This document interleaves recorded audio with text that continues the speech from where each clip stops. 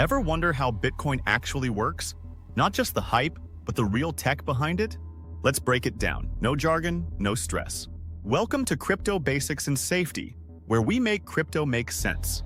In this episode, we'll unravel the engine powering Bitcoin. At its core, Bitcoin is a digital form of money that doesn't need a bank, powered by a network of computers around the world.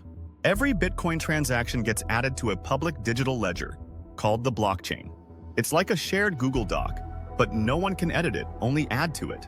This ledger is stored on thousands of computers, not just one server, which makes it nearly impossible to hack. New Bitcoin transactions are verified by a process called mining. Think of it like a global race. Computers compete to solve a complex puzzle.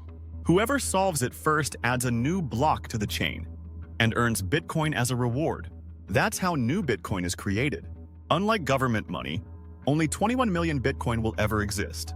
This fixed supply is built into its code, making it scarce like digital gold. Because Bitcoin is decentralized, secure, and limited, people trust it.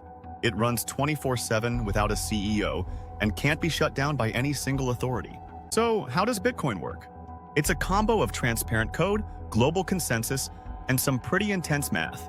Now that you get the basics, in the next episode, we'll explore how to actually store Bitcoin safely using wallets. Like, share, and subscribe.